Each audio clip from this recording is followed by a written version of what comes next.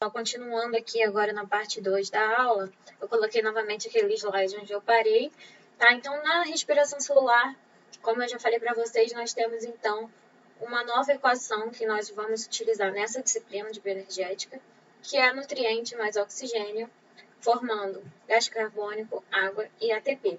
E essas reações ocorrem todas dentro da mitocôndria.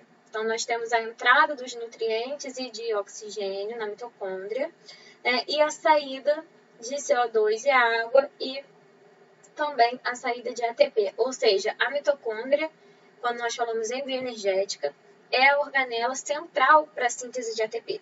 Quando nós falamos em células anaeróbicas, ou seja, que não utilizam oxigênio, ou células musculares, nós temos também outros sistemas independentes da mitocôndria para sintetizar ATP. Mas na nossa disciplina, nós vamos estudar majoritariamente o papel das mitocôndrias do metabolismo aeróbico para que nós consigamos obter energia para fazer algum tipo de trabalho, que são aquelas reações que nós falamos anteriormente. Tá, então, eu coloquei aqui quais são as reações que precisam de ATP na célula. Né? Nós já falamos que todas as reações, praticamente, do nosso organismo, tudo que nós fazemos, demanda energia de alguma forma. Né? E o ATP é utilizado como moeda energética. Então, a maioria das reações que precisam que vão gerar trabalho, né? Ou seja, que vão ter um resultado final, seja contração muscular, como aqui nessa foto, né? Nós estamos vendo aqui um músculo, então, se contraindo, ou transporte de íons, por exemplo, aqui, eu coloquei para vocês um exemplo da bomba de sódio e potássio, tá? Então, como que acontece esse transporte? Nós temos aqui a ligação do ATP para tirar sódio de dentro da célula e transportar potássio para dentro. Então, esse é um transporte que, apesar de não ser uma coisa macroscópica que a gente vê, né, funcionando, como é a contração muscular, é um processo dentro da célula que é essencial e que demanda energia na forma de ATP. Tá? Então, nós temos, como eu falei, né, a mitocôndria como personagem principal nesse contexto, e o sistema responsável pela maioria da síntese de ATP na mitocôndria é denominado fosforilação oxidativa, e ele está sumarizado aqui nesse esquema, que é um esquema do Leininger, que vocês com certeza têm acesso, né, que vocês podem ver macroscopicamente, né, um resumo de como funciona esse sistema. Então, eu vou explicar mais ou menos para vocês. O que acontece? O substrato, ou seja, um nutriente, né, entra na mitocôndria e doa elétrons para o que nós chamamos de complexos do sistema de transporte de elétrons. Então, dependendo do substrato, ele vai doar elétrons para proteínas específicas aqui desse sistema, tá? Esses elétrons vão ser transportados por esse sistema de transporte de elétrons, e não só isso, esses elétrons vão fornecer energia para que cada um desses complexos bombeie prótons para o espaço intermembrana contra o gradiente de concentração. O que é o espaço intermembrana? É o espaço entre a membrana interna da mitocôndria e a membrana externa da mitocôndria. Então, nós temos os elétrons fornecendo energia para o bombeamento de prótons, tá, no espaço intermembrana, ou seja, esse espaço intermembrana fica cheio de íons aqui, né, de H+. E esses íons, então, exercem uma força potencial, porque eles tendem a voltar, já que a concentração está maior no espaço intermembrana do que na matriz mitocondrial, que é a parte de dentro. Esses íons tendem a voltar. Mas eles não conseguem voltar porque não tem nenhum buraco aqui, né, na membrana interna que faça eles voltarem para o interior da mitocôndria. Ou seja, eles continuam exercendo uma força ali para voltar, mas eles não conseguem. Então, como que eles vão voltar? Através de um canal formado pela enzima, né, um complexo, na verdade, que se chama ATP sintase. Então, essa energia potencial é utilizada aqui pela ATP sintase para transformar ADP, adenosina difosfato, mais fosfato, em adenosina trifosfato, ou seja, formar o ATP. É aquilo que nós estávamos conversando. Não existe geração de energia, existe transformação de energia. Então, aqui no nosso substrato, né, no nosso nutriente, nós tínhamos energia na forma de elétrons, né? Esses elétrons foram passando pelos complexos, então forneceram energia para que eles bombeassem prótons para o espaço intermembrana. Então, agora nós convertemos a energia dos elétrons em uma energia potencial do lado de fora. Essa energia potencial é, então, convertida agora pela ATP sintase em energia química para fosforilar o ADP e, então, formar o ATP, que é a nossa molécula energética, tá? Então, não existe a questão, existe a questão, na verdade, de formar ATP, de gerar ATP a partir de outras moléculas, mas nós podemos dizer que nós formamos ATP, mas nós não formamos energia. A energia está o tempo todo ali sendo transformada, né, de uma forma em outra. Então, na forma de ATP, nós temos um excesso, né, de energia química que pode ser utilizada para diversas reações.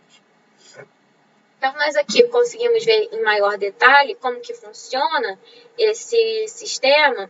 Então, aqui nós temos, né, as membranas da mitocôndria. Então, aqui nós temos a membrana externa e aqui nós temos a membrana interna, tá? E aí, esses complexos proteicos do sistema de transporte de elétrons estão na membrana interna mitocondrial. Então, como que acontece esse transporte?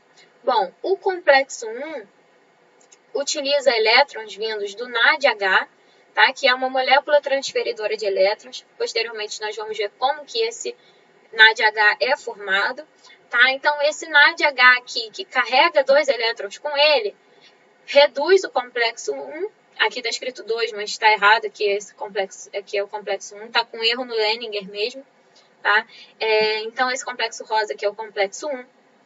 Eu vou até corrigir na hora de mandar os slides para vocês, tá? Para que vocês não confundam. Então, o NADH reduz o complexo 1, tá? E essa energia dos elétrons é fornecida para esse complexo e é utilizada para que ele bombeie prótons para o espaço intermembrana, tá? Então, esses prótons vão ser bombeados aqui, mas os elétrons que foram recebidos ainda pelo complexo 1 precisam sair dali, para que o complexo 1 esteja apto a receber mais elétrons, certo? Então, o que o complexo 1 faz? Ele utiliza esses elétrons que vieram do NADH e transporta esses elétrons para a ubiquinona, que é uma molécula bem pequenininha e que se move através da membrana interna da mitocôndria, tá? E aí ela se reduz, tá, ao ubiquinol, que é esse QH2 aqui, e esse ubiquinol então se move, né, pela membrana e é então utilizado pelo complexo 3, de forma que esses 2 elétrons aqui agora são doados para o complexo 3, tá? E então esses elétrons novamente vão fornecer energia para o bombeamento de prótons agora pelo complexo 3. Esses elétrons vão ser utilizados agora para a redução do citocromo C, que é uma molécula presente no complexo 3. E esse citocromo C, quando reduzido, é capaz de andar até o complexo 4. Lá no complexo 4, então, esse citocromo C reduzido é utilizado por uma enzima chamada citocromo C oxidase, que está presente aqui nesse complexo 4. E agora, esses elétrons vão fornecer de novo energia para o bombeamento de prótons pelo complexo 4, só que agora nós temos o elétron encontrando seu aceptor final, que é o oxigênio. Então, o oxigênio recebe esses elétrons que vieram dos nutrientes e assim ele é reduzido à água, tá? Então, o complexo 4 é a reação final desse sistema de transporte de elétrons, é onde os elétrons saem, por onde os elétrons saem do sistema. Por que eu não gosto de chamar isso de cadeia, mas gosto de chamar isso de sistema? Se vocês repararem bem, eu falei que os elétrons passam do complexo 1 para o complexo 3, e não do complexo 1 para o 2 para o 3, o que seria o que acontece numa cadeia, tá? Então, eu gosto de chamar de sistema, porque nós vamos ver posteriormente, nós temos várias entradas de elétrons e nós temos uma conversão desses pontos aqui na ubiquinona. Tá? Então, não gosto de chamar de cadeia, porque para mim não é uma coisa tão linear quanto dizem. tá? Então, faltou agora a explicação do complexo 2, né, que nada mais é um outro ponto de entrada de elétrons, assim como um complexo 1. Só que o complexo 2 utiliza, em vez de NADH, os elétrons vindos de uma molécula chamada succinato, que é uma molécula que nós vamos ver depois no ciclo de Krebs, e esse complexo aqui oxida o succinato a fumarato.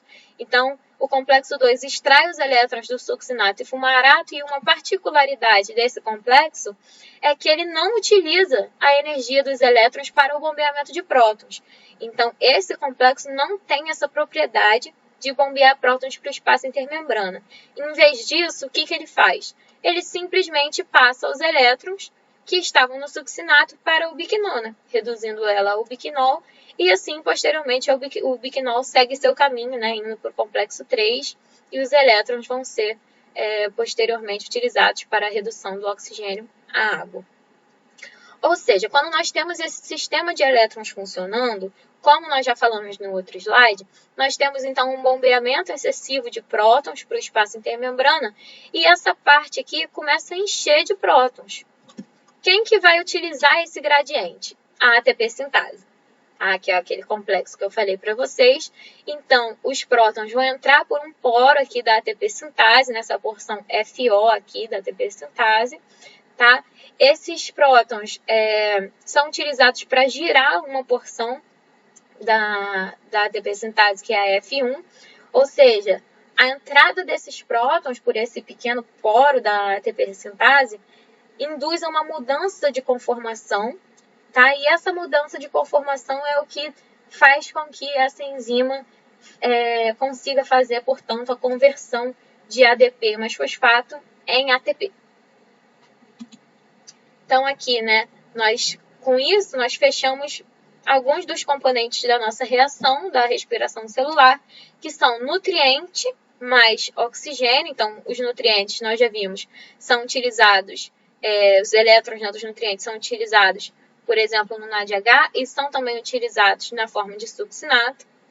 O oxigênio, nós vimos que é utilizado aqui pelo complexo 4, na última reação do sistema de transporte de elétrons, formando CO2, que nós ainda não vimos, mas que nós vamos ver ao longo da disciplina, onde é que o CO2 é produzido, formando água, que é aqui também na reação do complexo 4, e ATP.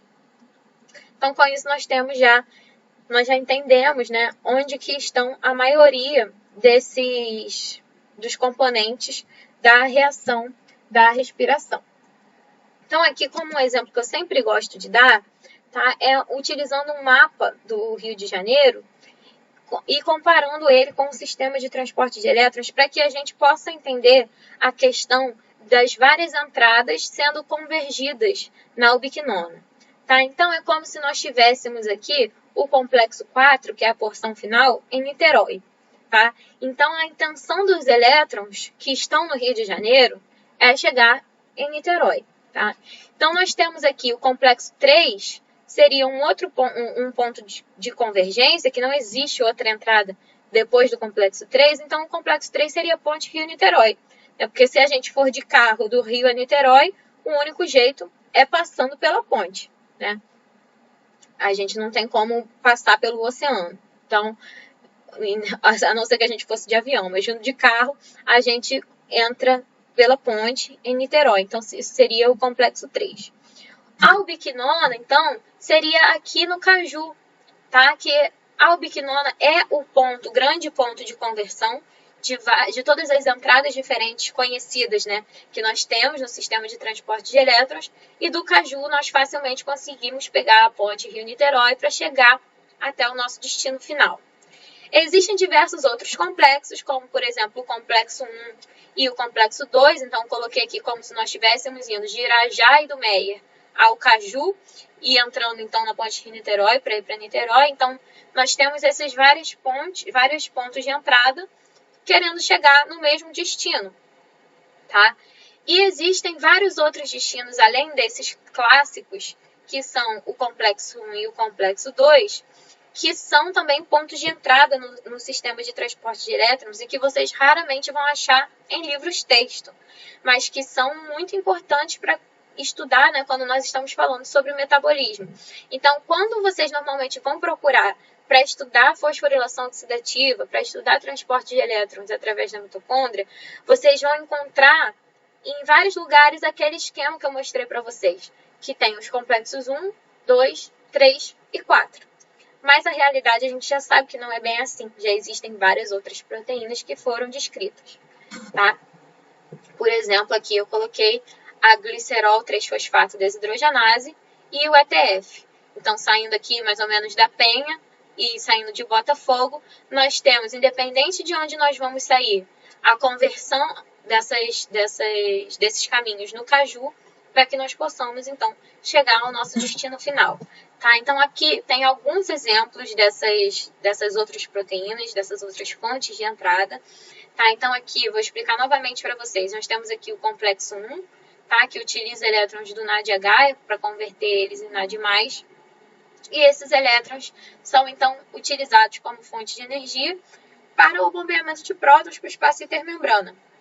Nós temos também o complexo 2, que, como eu falei para vocês, não faz bombeamento de prótons para o espaço intermembrana, mas utiliza os elétrons do succinato para reduzir diretamente a ubiquinona, assim como o complexo 1 faz com os seus elétrons. Além desses complexos, nós temos, por exemplo, a glicerol 3-fosfato desidrogenase. Não quero que vocês decorem isso, só quero que vocês entendam que existem vários pontos de entrada. Tá? Então, por exemplo, a glicerol 3-fosfato desidrogenase utiliza glicerol 3-fosfato e converte a dihidroxiacetona fosfato. Então, esses elétrons que sobram são também utilizados para a redução da ubiquinona. O ETF, que é uma enzima, um complexo muito importante quando nós falamos em metabolismo de lipídios, tá? Também utiliza os elétrons para a redução da ubiquinona. Prolina desidrogenase, que oxida a prolina, tá? Que é muito importante em insetos, principalmente, que é uma das principais fontes de energia de inseto. Então, a prolina vai ser oxidada por esse complexo e os elétrons vão para a ubiquinona. Então, a ubiquinona com esses elétrons é reduzido, né, ao ubiquinol, e esse ubiquinol segue agora sim uma linha reta, né, pelo complexo 3, fornecendo energia para o bombeamento de prótons. Então, esse ubiquinol vai entregar elétrons para esse complexo, que vai reduzir o citocromo C. O citocromo C, por sua vez, reduzido, vai entregar esses elétrons ao complexo 4, né, que vai também ter, então, energia para o bombeamento de prótons. E esses elétrons, por fim, vão reduzir o oxigênio à água, né, e o oxigênio, então, é o aceptor final de elétrons. E a ATP sintase vai utilizar, então, esse excesso de prótons, né, essa energia potencial, para a conversão de ADP mais fosfato em ADP. Assim, fazendo a síntese, né, da nossa moeda energética.